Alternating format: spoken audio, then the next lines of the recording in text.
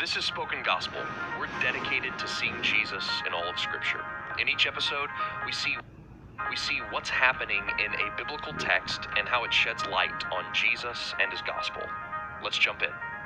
After God declares Jesus his son at the Transfiguration, Jesus has two other son-related encounters. The first is a father asking for Jesus to heal his epileptic son. Jesus laments when he finds out his own disciples could not heal the boy. After Jesus casts out the demon that caused these epileptic fits, he explains to the disciples that their failure was due to a lack of faith.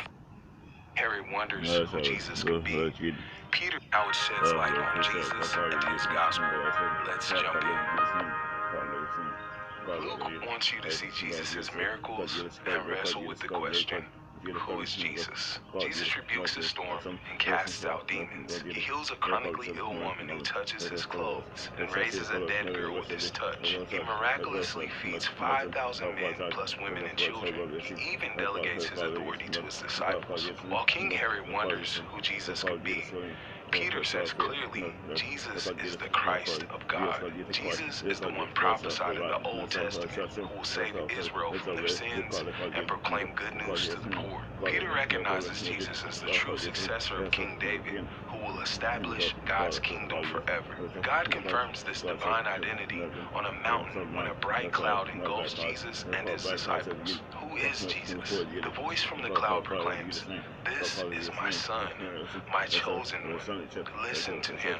While Jesus is the chosen one, his identity will only be validated through his death. Not only that, but anyone who wants to follow him must take up their cross and die too. The way we follow Jesus is by dying like Jesus. Luke then gives us 4 examples of the disciples trying to cling to life, power, or authority. They don't yet understand that following Jesus will cost them everything.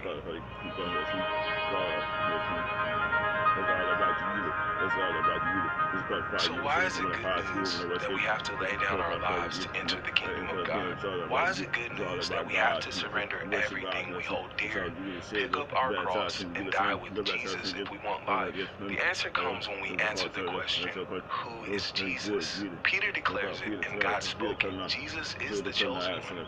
He was chosen to become the least, so he and anyone who follows him will become great in the kingdom of heaven. The disciples didn't understand this reality. They wanted to compete for greatness and rain down fire on God's enemies. But Jesus tells them that all the Old Testament prophets pointed forward to a far more sacrificial path. Jesus takes our idea of greatness and turns it on its head. This is good news because it is the only path that leads to eternal life. Yes, we lose the whole world, but we gain our souls. Jesus was chosen to show that following him into death is the only path to true life.